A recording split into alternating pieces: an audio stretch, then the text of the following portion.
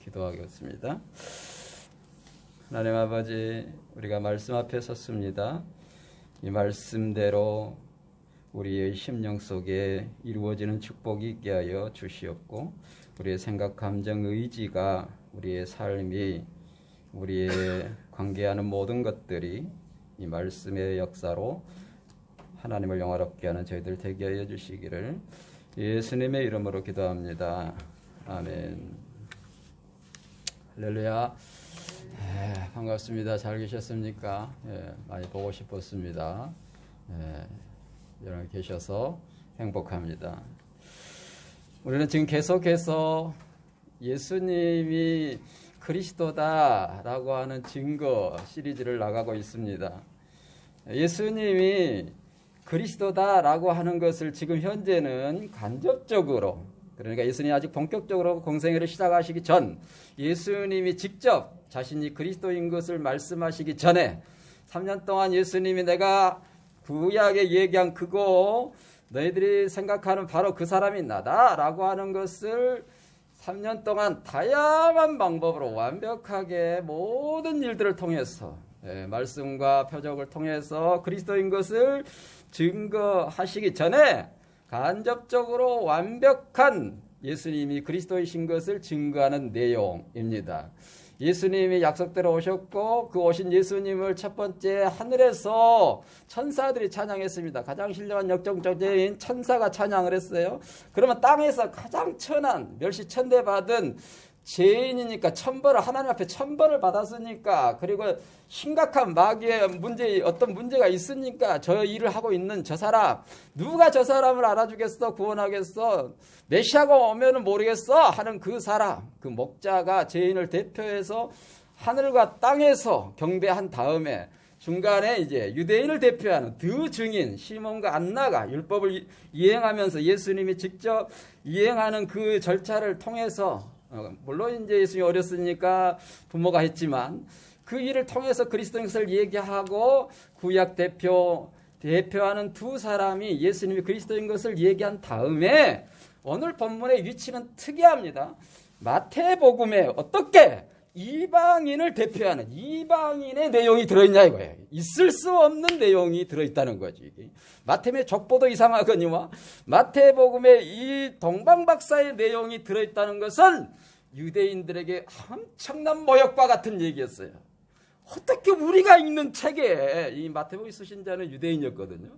우리들이 읽는 이 책에 그 족보에도 이상한 사람들이 많이 들어가 있던데, 그 다음 읽으니까 또 이거 뭐야 이게? 이방인 동방박사가 와서 경배를 했다고 이거?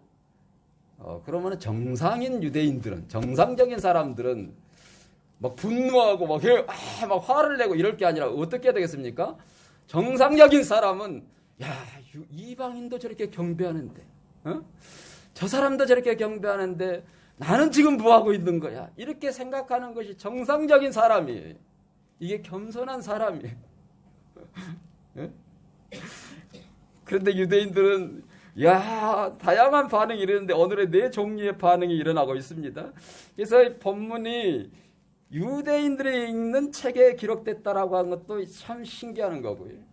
당연히 이방인을 대표하여서 이들이 예수님을 그리스도인 것을 증거하고 있습니다. 경배를 통해서 증거를 하고 있는 거예요. 때는 지금 계속해서 분위기가, 때가 어느 때냐 얘기하고 있는데, 계속 헤롯 대왕 때죠. 헤롯 때 얘기, 헤롯의 가문이 150년 정도 통치를 하는데, 그 시작을 하는 이 대왕 헤롯 때에 이런 일이 있었다. 그리고 로마 황제는 아구스토 옥타비아누스, 가이사 아구스토 옥타비아누스가 통치할 때였어요. 그러니까 역사적인 시기 때 이 얘기를 하고 있는 거죠. 다시 얘기하면은 왕 중에 왕인 헤롯 때, 황제 중에 황제인 아구스토 때 예수님이 성탄하셨다. 야, 느껴진 게 있지 않습니까? 최고의 황제, 최고의 왕 때에, 왕들을 다스리는 게 황제지, 많은 국가를 다스리는 황제 때, 최고의 황제 때, 최고의 왕 때 예수님이 성탄하셨다. 희한하죠.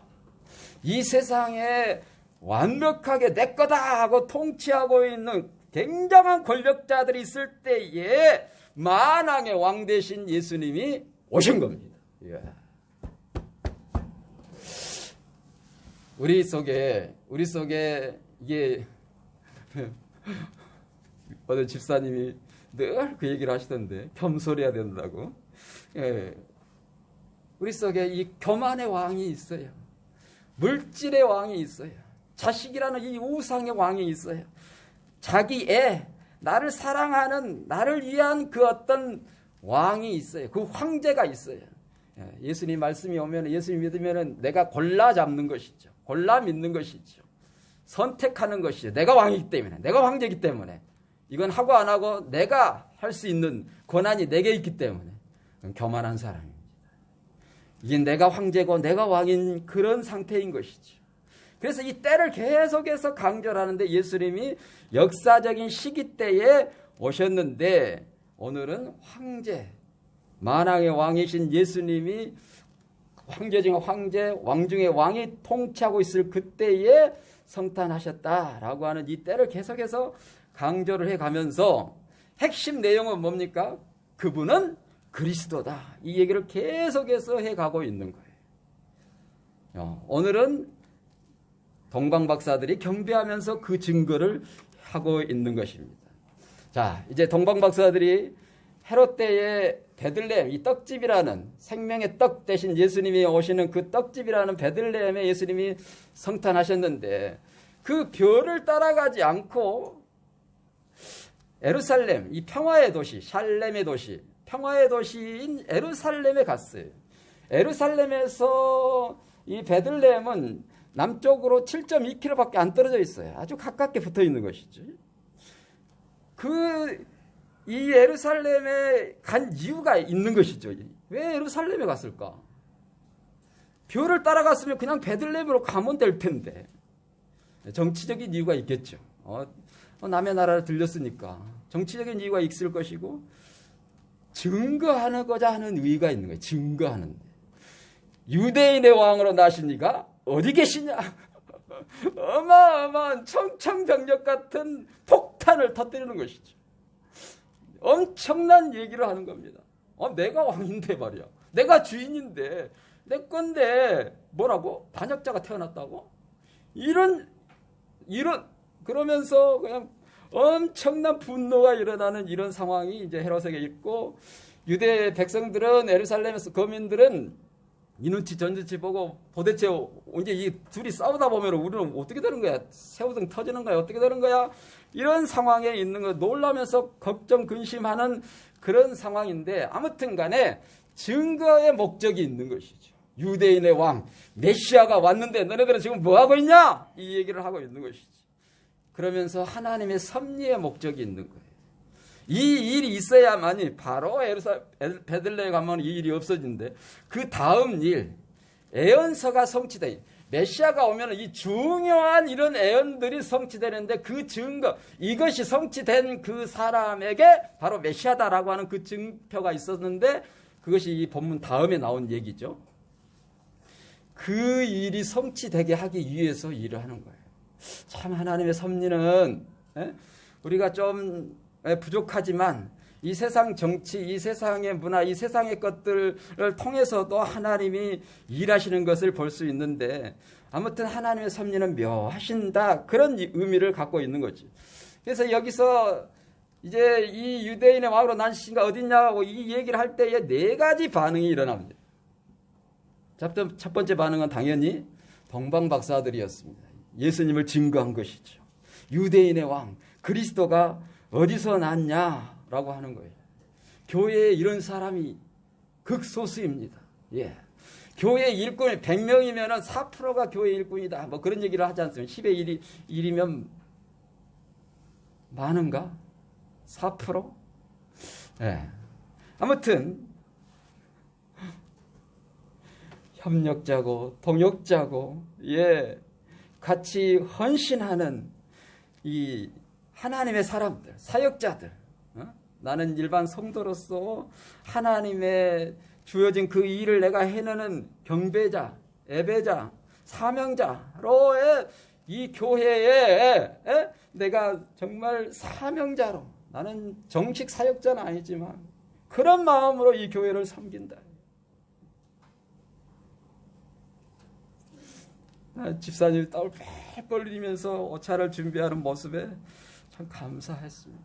정말 귀합니다. 예. 이 교회를 애절하게 생각하고 안타깝게 생각하고 어떻게 하면 이 교회, 하나님의 교회, 하나님의 나라의 부흥을 위해서 내가 헌신할까? 하나님은 그런 사역자를 통해서 일하셔요. 목사가 해야지. 당신 돈 받으니까 당신 풀타임 사역자잖아. 하나님의 사람, 하나님의 종, 그건 직임의 직책에 있지 않습니다. 내가 예수를 그리스도로 믿는 헌신자, 예수님을 그리스도로 믿는 사람의 특징이에요. 이 동방 박사는 수천 킬로를 어마어마한 돈을 들여서 어마어마한 사람들과 함께, 단순히 딱 4사람, 3사람만 온 게 아니에요. 그 수반하는 보통 한 달이 넘는 많은 세월을 거쳐서 바벨론이든 어디서 왔든 간에 멀리서 그 모래사막 헤치고 엄청난 과정을 거쳐서 온 거예요. 여러분 예배자로 그렇게 왔을 줄로 믿습니다. 나는 여기서 기도하면서 지척에 있지만 정말 일일이 여삼추라, 하루가 3년 같은 마음으로, 1년 같은 마음으로, 그런 마음으로 하나님의 제단에 나와서 하나님 앞에 예배하고 헌신하는, 하나님 나라를 위해서 헌신하는, 어떤 목사님 누구를 위해서 우리가 하는 게 아니지 않습니까? 이 교회를 위해서 하는 게 아니지 않습니까? 주님 나라, 그 나라를 위해서, 주님을 위해서 헌신하는 이 동방 박사와 같은 동역자, 협력자가 있어요. 그런 사람이 되어야 돼. 우리가 그런 사람이 예수님께, 하나님 나라에 되어야 되는 것이죠. 그것이 하다 보니 이 교회인 것뿐이지.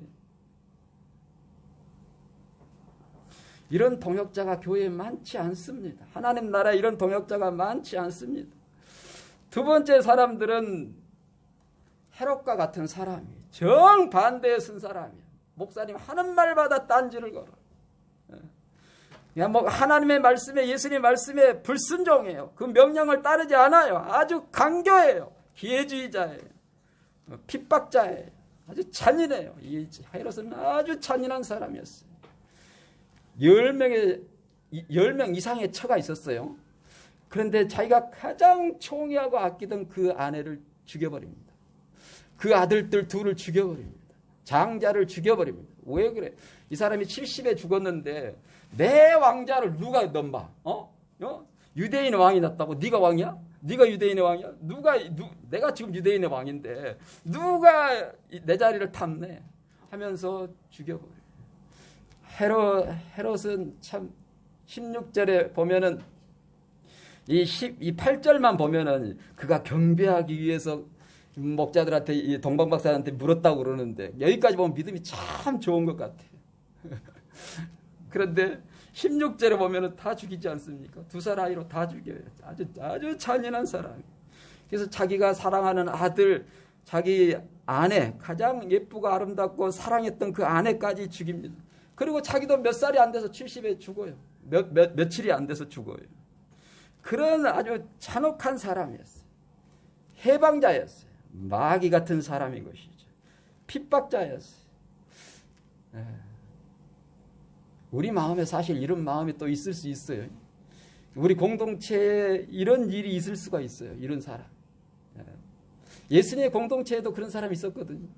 가룟 유다. 이런 마음이 누구에게나 있을 수 있는 거지. 이 4가지 마음이 있어요.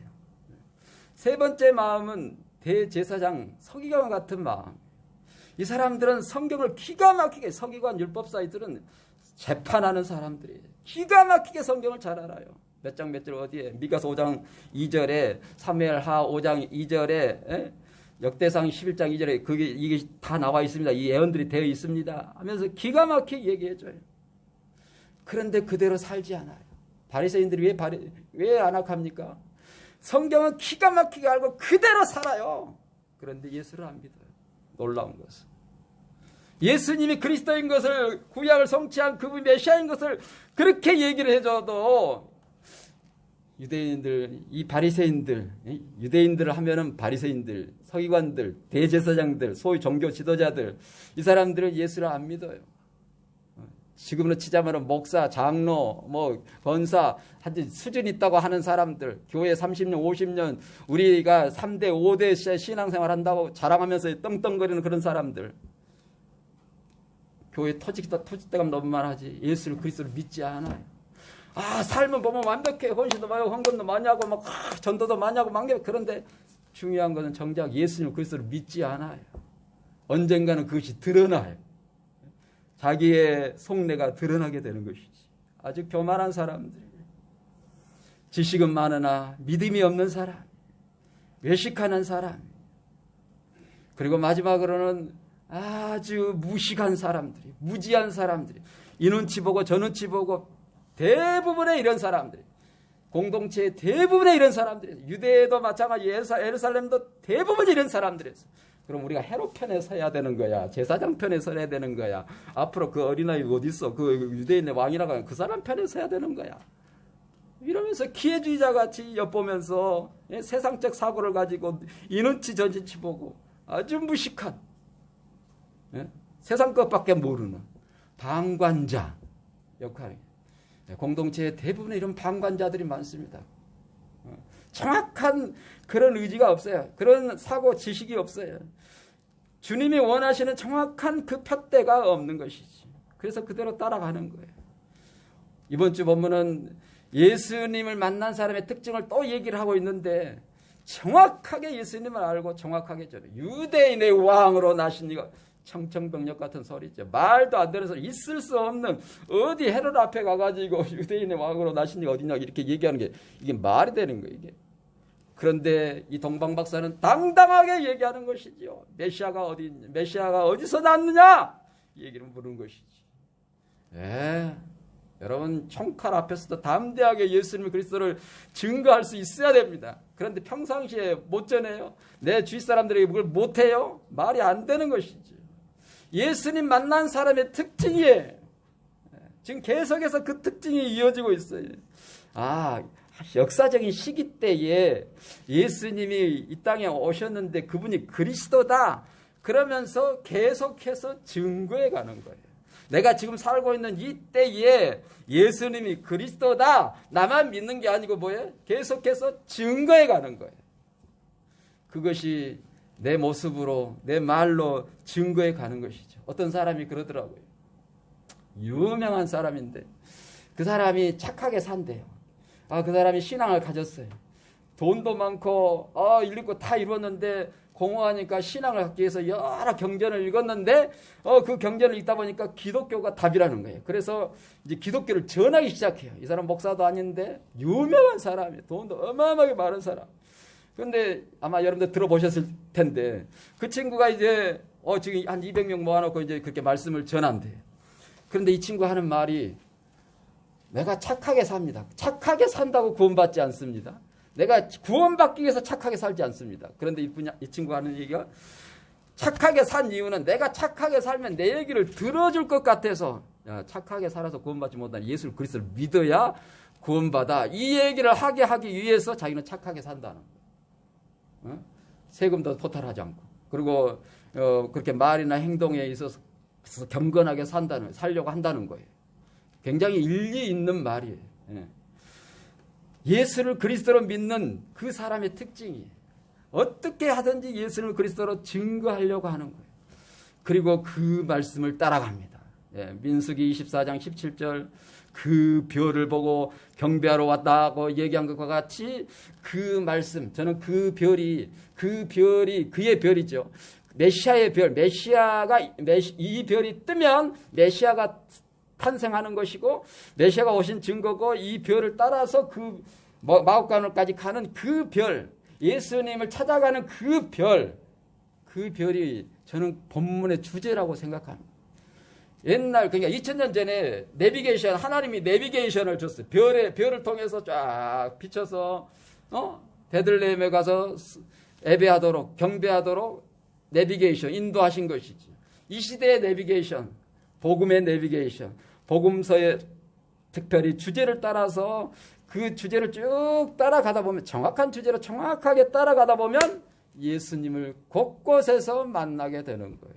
마침내 그 예수님을 만나고 또 다른 사람에게 만나게 할 수 있는 그 능력이 우리 안에 있게 되는 것이지.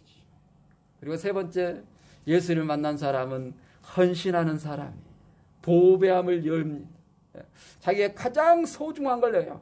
황금은 왕을 상징하고 유황은 선지자를 상징하고 뭐 몰약은 제사장을 상징한다 뭐 이렇게까지 얘기하는데, 아무튼 간에 중요한 값비싼 자기의 평생의 재산 같은 그런 소중한 재산을 헌신을 하면서 하나님 앞에 예배하는 거예요.